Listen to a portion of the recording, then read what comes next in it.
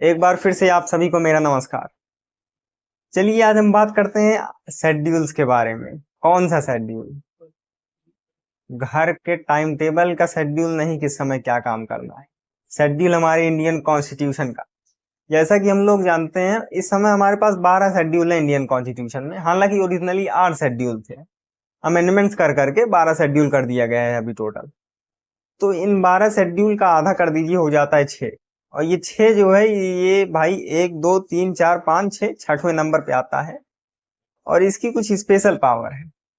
चलिए हम आज शेड्यूल 6 की बात करते हैं।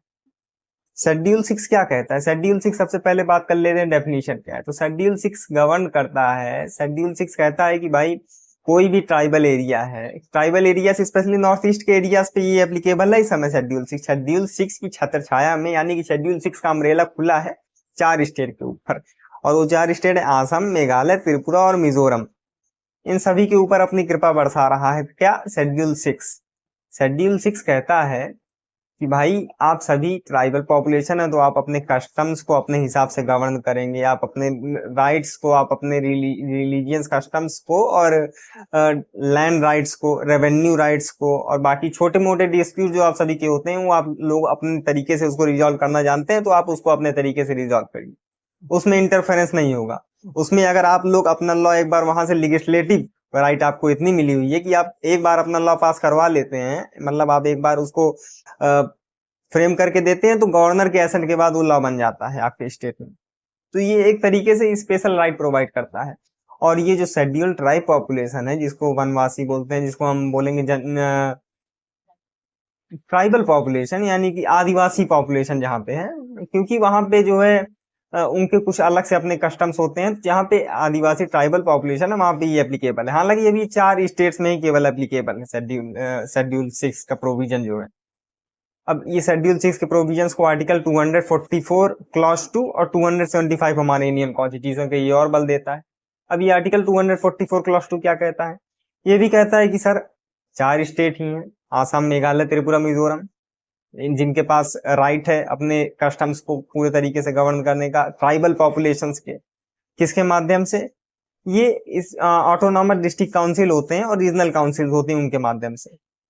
अब मैं आपको ऑटोनॉमस डिस्ट्रिक्ट काउंसिल की बात कर लूं तो ऑटोनॉमस डिस्ट्रिक्ट काउंसिल में टोटल 30 मेंबर्स होते हैं जो इलेक्शन कंटेस्ट करते हैं। और ऐसा नहीं है 30 मेंबर पूरे स्टेट के 30 मेंबर, कोई एक पार्टिकुलर कम्युनिटी है, एक इलाका है वहां पे 30 मेंबर, दूसरा इलाका है वहां पे उसी स्टेट के अंदर 30 मेंबर, उसके बाद वहां पे चौथे इलाके में 30-30 मेंबर। जैसे बात कर लूं कि ट्राइबल पॉपुलेशन में भी कई सारे होते हैं ना, जैसे कोई ट्राइबल कम्युनिटी भी है तो कोई अलग कस्टम फॉलो करता है, कोई अलग कस्टम फॉलो करता है, उनका अलग रूल है, उनका अलग रूल है ट्राइबल ही, लेकिन उसमें भी उनके सबसेट्स हैं जो डिवाइडेड हैं, उसके हिसाब से वो अपना रूल स्टेबलाइज करते हैं, उसके हिसाब से वो रूल करते हैं। तो ये बात रही। अब सर ये स्पेशल डिस्ट्रिक्ट काउंसिल क्या ये पूरे स्टेट को रूल करती है क्या? ये 30-30 मेंबर पार्टी जो है इनका इलेक्शन प्रोसीजर क्या है? तो इलेक्शन प्रोसीजर इनका ये है कि शेड्यूल ट्राइब्स ज्यादातर केसेस में इलेक्शन कंटेस्ट करते हैं। भाई शेड्यूल ट्राइब्स को काउंट करने की बात है तो शेड्यूल ट्राइब्स खड़े होते हैं, अब उसके बाद उनको इलेक्ट किया जाता है। इसमें से 4 मेंबर गवर्नर के द्वारा भी अपॉइंट किए जाते हैं, बैलेंसिंग करने के लिए, बैलेंस करने के लिए, थोड़ा देख ताक बनी रहे, ज्यादा ठीक तरीके से चीजें चल रही नहीं चल रही, थोड़ा चेक रहे।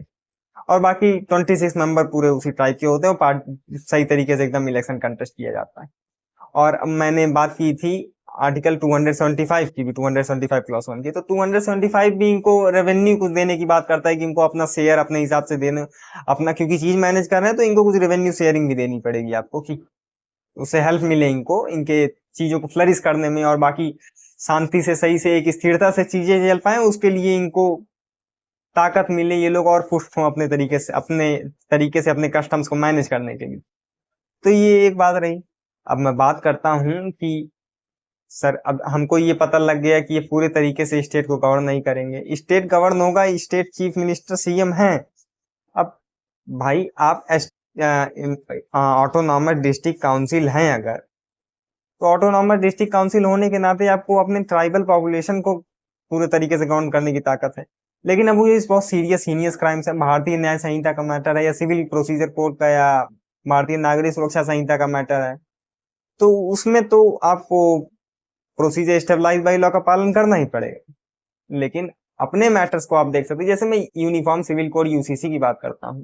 सारे लॉस को एप्लीकेबली गवर्न करता है यूसीसी, मतलब सब यूनिफॉर्म हो जाएंगे। शेड्यूल ट्राइब्स को इसमें छूट मिली हुई है, शेड्यूल ट्राइब्स अपनी देख सकते हैं। जैसे पॉलीगैमी अभी बैन है ना इंडिया में, लेकिन जैसे अभी मैं बात पॉलीएंड्री भी जिसको कहते हैं, एक वाइफ के भी कई, अभी रिसेंट एक मैटर हुआ, एक वाइफ के दो हस्बैंड रहे, दो हस्बैंड हुए, और वो दोनों हस्बैंड जो थे वो भाई थे, यानी कि वो भाई, दो भाई हैं, उनकी एक वाइफ।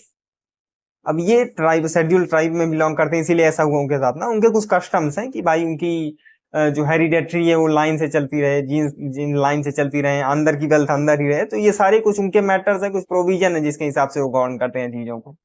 तो ये एक बात हो गई। अब हमने बेस तो बना लिया कि भाई हमारा जो है ऑटोनॉमस डिस्ट्रिक्ट काउंसिल जो है स्टेबलाइज की गई हैं, और हमारा जो है शेड्यूल 6 क्या कहता है, ये सारी बात हो गई। अब हम चलते हैं लद्दाख के ऊपर। लद्दाख क्या कह रहा है? अब लद्दाख का मैटर ये है कि लद्दाख शेड्यूल 6 ही कर रहा है डिमांड। लद्दाख को शेड्यूल 6 से काफी प्रेम है, और ये प्रेम क्यों है? ये प्रेम इसलिए है क्योंकि लद्दाख कहता है भाई मैं 90% शेड्यूल ट्राइब्स की पॉपुलेशन होल्ड करता हूँ। कहता नहीं है, ये करता भी है।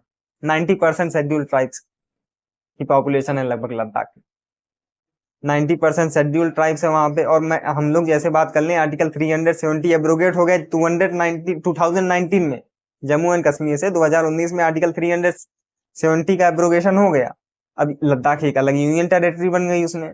अब इससे तो लद्दाख शुरू शुरू में बहुत खुश हुआ कि भाई मैं बहुत बहुत धन्यवाद करता हूँ सेंट्रल गवर्नमेंट का कि उन्होंने मौका दिया और हम लोग अपने तरीके से अब अपने चीजों को मैनेज कर पाएंगे। अलग कर दिया हम लोग, अलग थे भी, तो इसीलिए अब खुश हैं। लेकिन समय बड़ा, वक्त बड़ा, कहने लगे भाई आप गवर्नर बैठा दिए, आप अपने लेफ्टिनेंट गवर्नर को बैठा दिए, अपने तरीके से गवर्न करते हैं, हमारी कोई वैल्यू ही नहीं रह गई, हमारे कस्टम्स खत्म होते जा रहे हैं, हम वर्नरेबल हो गए हैं, हमारे लैंड राइट हम नहीं देख पा रहे हैं सही से। अब हम शेड्यूल ट्राइब्स है तो हमको भी स्पेशल ऑटोनॉमी चाहिए, या आप रिलेक्टेंट कर रहे हैं हमको सबको। हमारे यहाँ एम्प्लॉयमेंट, अनएम्प्लॉयमेंट बढ़ गई है, एम्प्लॉयमेंट कम लोगों को मिल पा रही है, और भी कई सारे इशूज आ रहे हैं। तो अब हमको आप सबसे पहले स्टेटहुड दे दीजिए।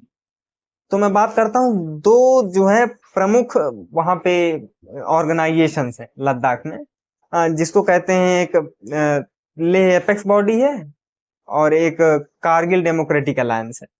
अब ये लेह एपेक्स बॉडी जो है ये प्राइमरली बुद्धिस्ट पॉपुलेशन को कंसिस्ट करती है, और कारगिल डेमोक्रेटिक अलायंस इसमें मुस्लिम है, मुस्लिम पॉपुलेशन ज्यादा है। तो ये दोनों एक हो गए। अब ये दोनों एक होके कह रहे हैं सर हमको स्टेटहुड चाहिए, हमको चाहिए इंक्लूजन अंडर शेड्यूल 6, हमको इंक्लूड करिए आप शेड्यूल 6 के अंतर्गत। और दूसरा, हमको दो लोकसभा, कम से कम एक लोकसभा सीट नहीं, हमको दो लोकसभा सीट चाहिए इंस्टीड ऑफ वन। ये बात हो गई। और दूसरा, पब्लिक सर्विस कमीशन हमको एक सेपरेट चाहिए, तो हमको ये सारी चीजें आप उर्दू कराएं। अब भाई जब 90% शेड्यूल ट्राइब्स की पॉपुलेशन है और ये सारी दिक्कत आ रही है, तो आप क्यों नहीं दे रहे हैं उनको? सरकार रीजनेबल एप्रीहेंशन है क्या? है सरकार रिलेक्टेंट क्यों है उनको छत्र छाया देने के लिए उनको जो है? क्योंकि भाई अब उनको प्रेम है शेड्यूल 6 से, उनको उनसे अद्भुत लगाव है और वो डिमांड कर रहे हैं शेड्यूल 6 का, उनको आवश्यकता है लद्दाख वासियों को। तो गवर्नमेंट क्यों रिलेक्टेंट है? क्या गवर्नमेंट का इसमें स्टैंड रहा? क्यों नहीं दे रही है गवर्नमेंट इतने प्रोटेस्ट के बाद? तो बात ऐसी है कि देख लीजिए आप लद्दाख कहाँ पे है। लद्दाख की लोकेशन जो है वो गिलगित बल्चिस्तान पाकिस्तान जो बॉर्डर शेयर करता है वहां पे लद्दाख, और उसके बाद अक्साई चीन जो कि चाइना कब्जा कर लिया था उसके साथ बॉर्डर शेयर करता है लद्दाख। तो ये दोनों जो कंट्रीज हैं भाई, लद्दाख में मैं बात कर लूँ, वहां पे लद्दाख में काफी सारी स्ट्रेटेजिक लोकेशन है। लद्दाख में गलवान वैली है लद्दाख में हमारे यहाँ, और सियाचिन ग्लेशियर है। ये सारी कई स्ट्रेटेजिक लोकेशन है। इस पे चाइना की नजर तो रहती ही है, पाकिस्तान भी, पाकिस्तान तो हमलावर है ही, वो तो कभी भी खुरापात कर सकता है। तो ये सारे चेक्स एंड बैलेंसेस रखने पड़ते हैं ना। इसीलिए अभी तक देखिए जम्मू एंड कश्मीर को भी स्टेट सेंट्रल गवर्नमेंट ने गारंटी नहीं किया है, दिया नहीं है। वही कि इंटरनल सिक्योरिटी का थोड़ा मैटर पड़ जाता है कि भाई उसमें सेंट्रल गवर्नमेंट चाहती है कि मेरा डायरेक्ट कंट्रोल रहेगा तो मेरा चेक ज्यादा रहेगा, नहीं तो स्टेट गवर्नमेंट के हिसाब से मुझको थोड़ा चलना पड़ेगा। अब स्टेट गवर्नमेंट, जैसे मैं बात कर लेता हूँ, अगर वहां सरकार बनवा देंगे तो अगर दूसरी ग्रुप की सरकार रही सेंट्रल गवर्नमेंट की, वहां सरकार उनके चीफ मिनिस्टर नहीं रहे, तो उनको कुछ समस्याएं आ सकती हैं थोड़ा मैनेज करने में चीजों को। जैसे तमिलनाडु में देख लीजिए, M.K. स्टालिन जी की सरकार है, तो वहाँ काफी सारी चीजें वो नहीं होने देते हैं। जैसे न्यू एजुकेशन पॉलिसी को लेकर के बवाल कर दिया।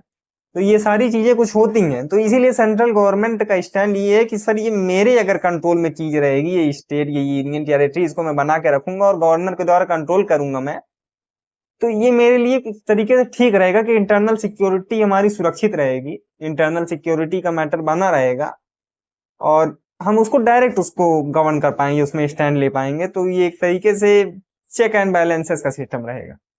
और मैं बात करता हूँ दूसरे अप्रीहेंशन की, क्या है दूसरा कारण, क्या है इसका। एक तो ये तो मेन प्रॉब्लम है ही कि ये उसकी जियोग्राफिक लोकेशन ही ऐसी है, और दूसरा प्राइमरली कुछ north eastern state, Assam, Meghalaya, Tripura, Mizoram, 4 state की बात की, उन्हीं को ये गारंटी करता है। अब 4 स्टेट गारंटी करता है, तो ये पांचवें को, क्योंकि अगर गवर्नमेंट का एक ये भी है कि आपने अगर इसको पांचवें स्टेट को दे दिया, तो बाकी की पॉपुलेशन, बाकी की भी जो कुछ इस तरीके की कंडीशन है, वो भी वॉइस रेज करने लगेंगे, सर हमको भी चाहिए, हमको भी चाहिए। तो ये भी एक कारण है जिसकी वजह से गवर्नमेंट थोड़ा रिलक्टेंट है।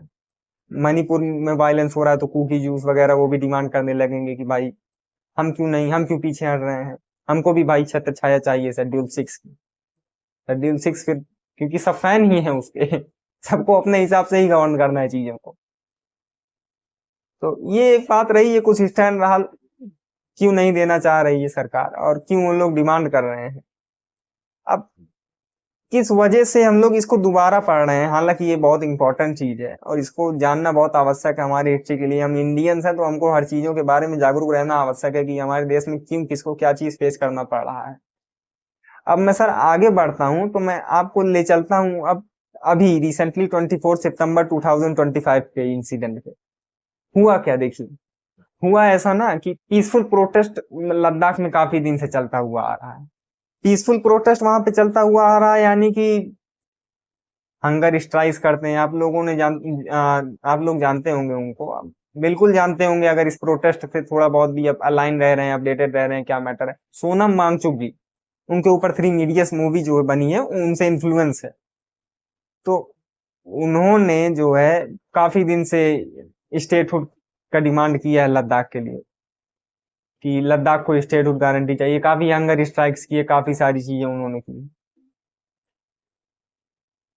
ऐसी ही एक हंगर स्ट्राइक पे वो बैठे, 15 दिन हुआ शायद उनको हंगर स्ट्राइक पे बैठे हुए। तो हुआ ऐसा कि ले एपेक्स बॉडी जो है वो, बाकी सारे सब बैठे थे वहां पे, पीसफुल प्रोटेस्ट आर्टिकल 19 का पालन कर रहे थे।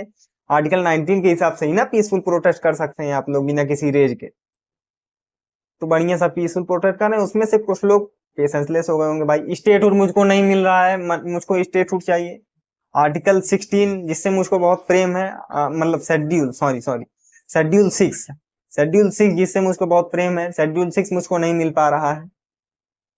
तो भाई ऐसा नहीं चल पाएगा, मुझको शेड्यूल 6 चाहिए। अब बहुत हो गया, तो बीजेपी के दफ्तर में लगा दी आग उन्होंने जाके, काफी सारे बीजेपी के कार्यालय में आग लगा दी, और काफी सारे व्हीकल टॉर्च कर दिए, काफी सारा नुकसान कर दिया देश भर में, काफी रेस फैल गया, जिसमें 4 सिविलियंस भी मारे गए लगभग, और उसमें से काफी सारे सिक्योरिटी फोर्सेस वाले भी मारे गए। तो मतलब कुल मिला के काफी प्रॉपर्टी का, काफी जान का नुकसान हो गया। तो अब इसमें जिम्मेदारी किसकी बनती है, क्योंकि मेन मुद्दा, मेन चेहरा निकल के आ रहे थे सोनम वांगचुक। तो गवर्नमेंट ने क्या किया, वहां की पुलिस ने क्या किया लद्दाख के, कि उनको कर लिया अरेस्ट, डिटेन कर लिया। ग्राउंड्स कई सारे बताए उनको डिटेन करने के, उनको डिटेन करने का ग्राउंड बताया सबसे पहले कि जो ले एपेक्स बॉडी में और सेंट्रल गवर्नमेंट में बातचीत चल रही थी, कुछ मीडिएशन का मैटर, मीडिएट रास्ता, कुछ बीच का रास्ता निकल जाए, वो उसको लगातार हार्म कर रहे थे कि बीच का रास्ता ना निकल पाए, ये एक तरीके से बीच में हार्डल टाइप का बन रहे थे। और दूसरा वो अपने वीडियोस के द्वारा, अपने सोशल मीडिया इन्फ्लुएंस के द्वारा चीजों को और कॉम्प्लिकेट करने का प्रयास कर रहे थे, भड़काने का प्रयास कर रहे थे, ये आरोप है, ये आरोप है। और मैं बात कर लेता हूँ पाकिस्तानी एजेंसीज के साथ, कुछ उनका मिलाप है, पाकिस्तानी एजेंसीज के साथ कुछ उनका लेन देन का मैटर है, कुछ इन्फ्लुएंस है, ऐसा भी एलिगेशन लगाया गया उनके ऊपर, उनको फेस करना पड़ा। तो नेशनल सिक्योरिटी के अंदर उनको डिटेन कर लिया गया है फिलहाल तो। लेकिन उन्होंने अपने डिफेंस में कहा है सर ऐसी कोई बात नहीं है, मैं पीसफुल तरीके से वहां प्रोटेस्ट करने बैठा था, हम लोग बहुत दिन से प्रोटेस्ट कर रहे हैं, तो ऐसी बात नहीं है कि मैंने कंस्ट्रक्टिव तरीके से ऐसा कुछ काम करवाया है या ऐसा कुछ काम किया है। तो ये उन्होंने खारिज किया और उन्होंने कहा कि उनको पकड़ने से मैटर रिजॉल्व नहीं हो जाएगा, तो और कुछ स्टैंड लेना पड़ेगा। तो ये एक बात रही। हालांकि लोकेशन वहां की बहुत मैटर करती है ना, वहां कुछ भी अगर हो रहा है वहां पे, अभी इतना बवाल भी हो रहा है ना, तो उसके लिए क्योंकि वो बहुत ही, आप जान लीजिए कि रीजनेबल स्ट्रेटेजिक लोकेशन है इंडिया के लिए। इंडिया का उस पे कमांड, हमारे सैनिक, हमारे सोल्जर्स, हमारे देश के जवान, मिलिट्री ऑफिसर्स हमेशा वहां तैनात रहते हैं इतनी ठंडी में। सोच लीजिए सियाचिन ग्लेशियर वगैरह में। क्यों?